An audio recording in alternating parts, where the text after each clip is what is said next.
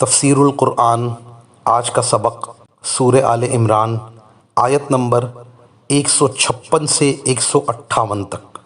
اعوذ باللہ من الشیطان الرجیم، بسم اللہ الرحمن الرحیم۔ یا ایہا الذین آمنوا لا تکونوا كالذين كفروا وقالوا لإخوانهم إذا ضربوا في الأرض أو كانوا غزا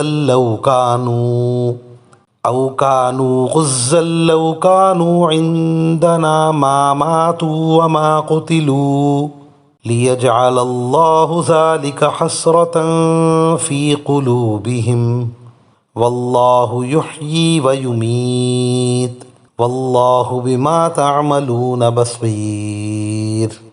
وَلَئِن قُتِلْتُمْ فِي سَبِيلِ اللَّهِ أَوْ مُتُّمْ لَمَغْفِرَةٌ مِّنَ اللَّهِ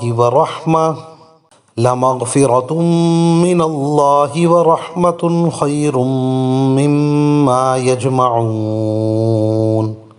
وَلَئِن مُتُّمْ أَوْ قُتِلْتُمْ لَإِلَى اللَّهِ تُحْشَرُونَ۔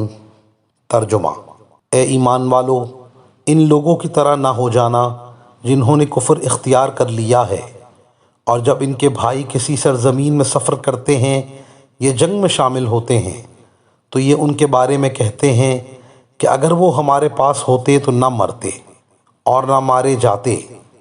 ان کی اس بات کا نتیجہ تو صرف یہ ہے کہ اللہ ایسی باتوں کو ان کے دلوں میں حسرت کا سبب بنا دیتا ہے، ورنہ زندگی اور موت تو اللہ دیتا ہے، اور جو عمل بھی تم کرتے ہو اللہ اسے دیکھ رہا ہے۔ اور اگر تم اللہ کے راستے میں قتل ہو جاؤ یا مر جاؤ تب بھی اللہ کی طرف سے ملنے والی مغفرت اور رحمت ان چیزوں سے کہیں بہتر ہے جو یہ لوگ جمع کر رہے ہیں۔ اور اگر تم مر جاؤ یا قتل ہو جاؤ تو اللہ ہی کے پاس تو لے جا کر اکٹھے کیے جاؤ گے۔ ان آیات کی تفسیر میں مفسرین کرام لکھتے ہیں، بہت سے لوگوں کی یہ عادت ہوتی ہے کہ خیر کا کام نہ خود کریں نہ دوسروں کو کرنے دیں، اور جو لوگ خیر کے کاموں میں لگیں ان کو طعنے دیتے ہیں، اور جو خیر انہیں نصیب ہو اسے نقصان سے تعبیر کرتے ہیں۔ جو لوگ حب دنیا میں غرق ہوں انہیں دوسروں کے آخرت کے اعمال نہیں بھاتے۔ اللہ کے لیے جو ان کی جانی یا مالی قربانی ہو وہ انہیں اچھی نہیں لگتی۔ منافقین کا یہی حال تھا۔ انہوں نے کہا کہ ہمارے بھائی جو سفر میں گئے یا جہاد میں شریک ہوئے، یہ اگر یہیں ہمارے پاس رہتے، سفر میں نہ جاتے، جہاد نہ کرتے تو نہ مرتے اور نہ مارے جاتے۔ بظاہر ان کا یہ کہنا ہمدردی جتانے کے لیے تھا، لیکن وہ یہ نہیں جانتے تھے کہ ہمدردی خیر کے کاموں سے روکنے میں نہیں ہے۔ مسلمانوں کو اللہ تعالیٰ نے حکم دیا کہ تم ان لوگوں کی طرح مت ہو جاؤ۔ ایسا کہنا ان کے قلوب میں حسرت کا سبب ہے۔ پھر فرمایا کہ موت و حیات اللہ ہی کے ہاتھ میں ہے۔ کوئی شخص کسی جگہ قیام کرنے سے قضاء الہی سے نہیں بچ سکتا۔ وہ جہاں بھی ہوگا قضاء اور قدر کے موافق اس کو موت آ ہی جائے گی۔